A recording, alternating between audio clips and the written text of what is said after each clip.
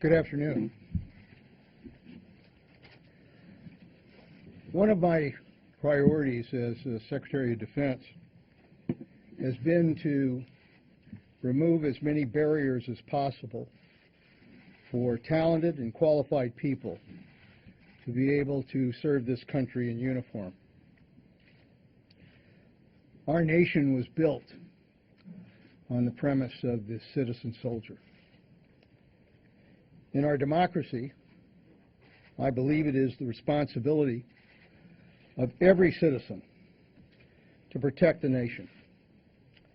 And every citizen who can meet the qualifications of service should have that opportunity.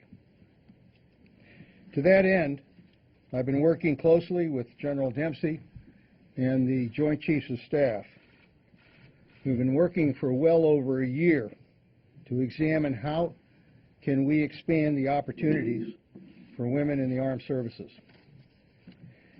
It's clear to all of us that women are contributing in unprecedented ways to the military's mission of defending the nation. Women represent 15% of the force, over 200,000. They're serving in a growing number of critical roles on and off the battlefield. The fact is that they have become an integral part of our ability to perform our mission. From WBUR Boston, I'm Tom Ashbrook, and this is On Point. The wars in Iraq and Afghanistan have seen U.S. military women move ever deeper into combat zones and roles. Early this year, the Pentagon outlined new steps toward formal combat roles for women. A time when women are right there on patrol with male soldiers, rifle in hand, full kit, going straight into what is anticipated to be a firefight? Or would these new rules already make that a likelihood or certainty? That's actually already happening, so I don't think that it will change much. It's already happening by design, or because it just happens? Because firefights show up? They just happen, yeah. How do you think we're doing in Afghanistan? What about in your area, Kandahar? I definitely, from the start of our deployment to the end of our deployment, I definitely saw a lot of progress with the government, with the Afghan government, and the security. Obviously, some areas are more apt to be more progressive than others, but I would say as a whole, it's definitely getting better.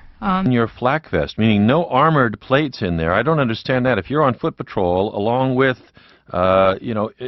these patrols going out into rough situations, does that say that they were somehow keeping you at the rear of their patrols?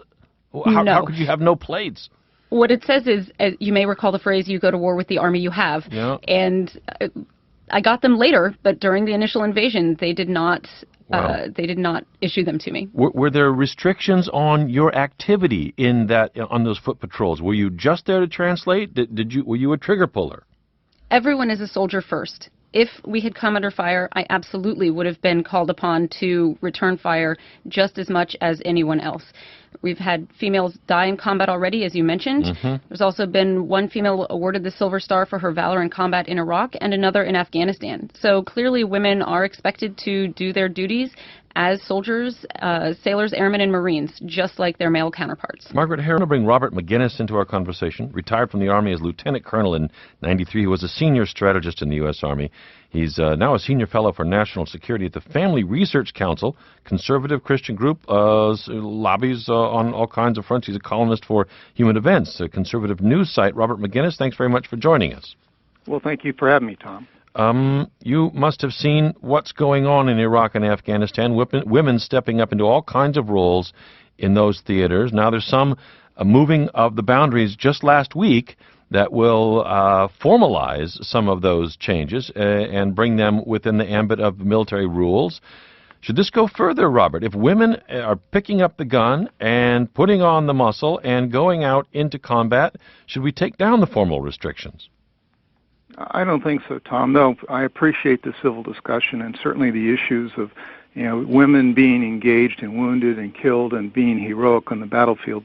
There's no question about what's happened in Iraq and Afghanistan. My concern is, where does this lead?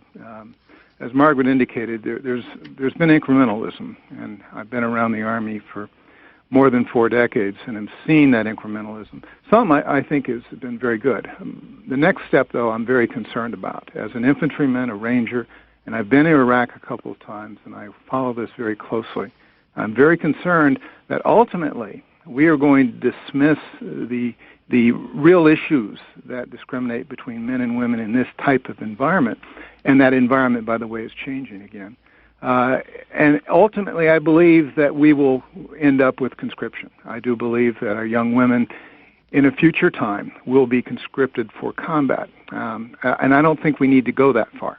Yes, young women are contributing greatly. They are in the mix this day. And probably until Afghanistan is over, we'll continue to have that. But as the President said in announcing his new strategy last month, stability ops, counterinsurgencies, that's something we're not going to be really engaged in the future. We will have counterterrorism activities. We're going back to more conventional type of battles. So, do we adapt to the current battle, or do we adapt to the future battle if, in fact, the President's strategy is correct? Robert McGinnis, what are the real issues that you say you fear would be dismissed around this subject?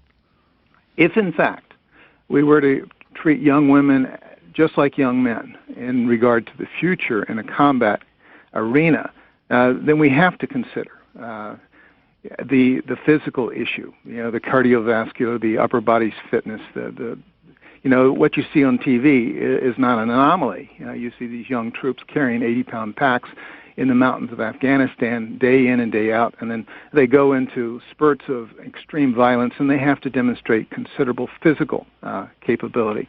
And keep in mind, we always govern by categories of people, and we don't govern by individuals that happen to excel. Now, the other nations like Canada, they went through of an interesting experiment as a direct result of what their Human Rights Tribunal dictated. And they recruited a bunch of women, put them through infantry training, and one graduated. They do have women in combat units today, and the data is very, very slim on how they are performing as infantrymen. And that's something that I would hope that any future commission would look like. But then there's also the issue, certainly, of mixing the genders. I heard what one of your guests said. I certainly have seen this firsthand.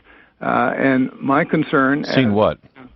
The sexual tension issues. Everybody heard about Rick Santorum's statement the other day, that basically said that there is some sort of hardwiring in men to protect young women. Well, there's some of that, but there's also the sexual tension and what that does in forced intimate situations. I don't think we should dismiss the fact that young people bring their libidos with them into the battlefield, and that becomes a factor that we have to seriously consider, especially if you look at the evidence with regard to, we do pass out contraceptives in the battlefield because we do know people engage in sex, and that leads to not only pregnancies, but it also leads to jealousies and morale issues, things that are the local commander, whether they be a platoon leader, a squad leader, or a division commander, are concerned about. And Robert